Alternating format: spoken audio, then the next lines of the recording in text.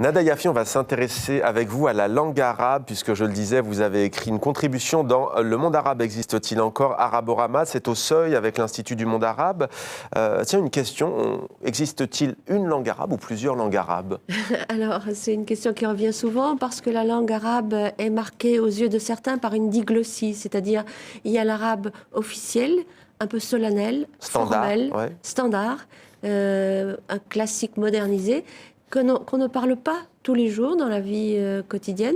Et il y a les dialectes qu'on parle naturellement dans le cercle familial ou dans le cercle amical.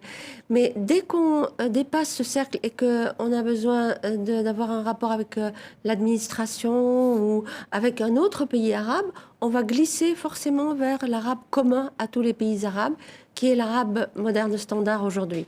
Donc, qui est l'arabe littéral, un peu modernisé, classique modernisé. La langue du Coran, la langue de l'administration, vous l'avez dit. Oui. Mais vous, concrètement, quand François Mitterrand ou Jacques Chirac se déplaçaient, est-ce que vous deviez vous adapter, suivant que les anciens présidents français se rendaient au Liban, se rendaient, alors j'allais vous dire au Maghreb, c'est un peu différent, parce qu'ils s'expriment en français, on imagine, quand ils allaient au Maghreb. Oui, tout à fait. Mais est-ce que vous deviez moduler aussi votre interprétation? Alors, il y a un pays où je devais moduler, parce que c'est le plus grand pays arabe, c'est l'Égypte, parce qu'ils ont un peu de moquerie vis-à-vis de l'arabe moderne standard. Donc, ils aiment bien qu'on glisse vers leur dialecte.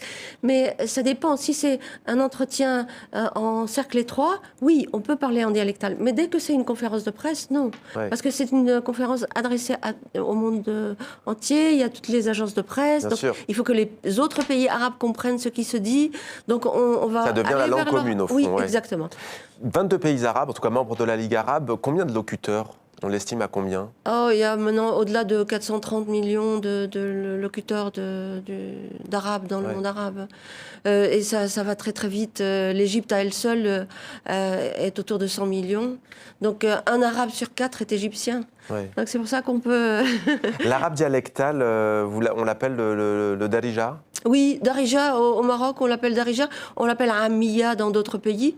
Et on ne peut pas dire qu'il y a un dialecte par pays, parce que même au sein d'un même pays, il y a des variantes d'un dialecte.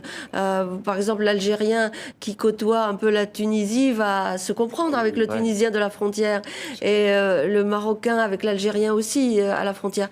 Donc, dans les capitales, c'est aussi un peu différent. C'est pour cela qu'on a quand même besoin d'une lingua franca qui soit commune à tous les pays, et c'est aussi la langue qui est enseignée à l'étranger. C'est la langue aussi qui est l'une des 6 langues officielles des Nations Unies.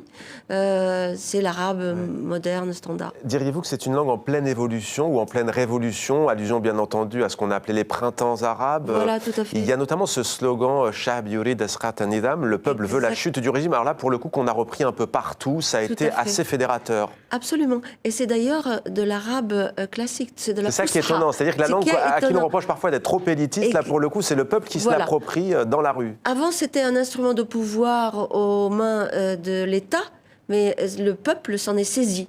Parce qu'il y a aussi le patrimoine classique, il est un peu partout, dans la littérature, dans les chansons, dans les poèmes et dans la vie de tous les jours. Il y a des citations.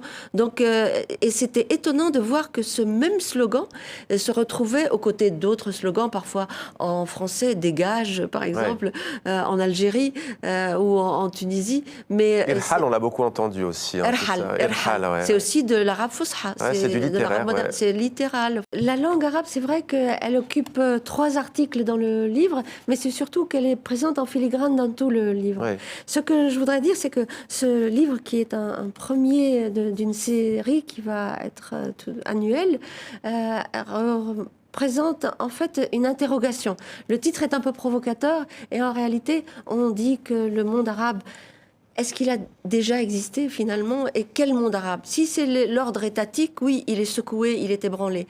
Mais il y a la langue, il y a la culture, il y a beaucoup de choses qu'on retrouve en fait quand vous retrouvez des choses dans le film. Sortir aussi peut-être de l'actualité quotidienne et qui est souvent liée, hélas, au conflit, à la guerre et aux violences. Mais ça balaye vraiment beaucoup de phénomènes transversaux dans le monde arabe. Avec notamment l'excellent Henri Laurence. On peut lire une interview d'Alain Frachon. Oui, et puis il y a Bertrand Badi et Hamid Bor Arslan, qui sont vraiment très pointus sur le sujet. Il n'y a pas seulement des historiens, des sociologues, des philosophes, il y a aussi des artistes. Vous chantez en quelle langue, vous Déjà. En dialecte, ouais, en dialecte. Avec quelques mots, on imagine, français, quelques mots empruntés oui, espagnol. Ouais.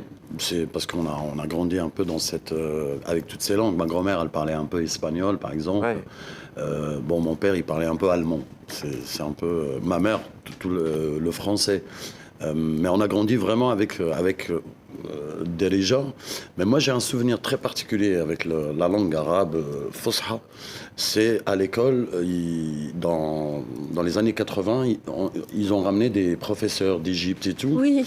Et moi, ça n'a pas marché. Alors ça, c'est ce qu'on appelle l'arabisation. Ouais, ça arrivait un peu violent. Et je me souviens d'une phrase qu'un prof m'a dit, parce que j'ai parlé en dialecte. Il m'a dit, on ne parle pas la langue de Shara, on ne parle pas la langue de rue. De la rue, ouais. Et moi, j'ai été très vexé parce que je lui dis, ça, c'est la langue de ma mère. C'est comme ça que je parle avec ma mère. C'est pas le... Et du coup, ça a été un choc pour moi un peu. Et il a fallu des années plus tard... pour vous réconcilier. Exactement, j'ai appris à apprécier cette langue et tout. Mais avec le temps. Mais sur le moment, c'était un peu un choc. Une petite réaction peut-être sur la langue. En Tunisie, la langue... se pose ce débat sur la langue?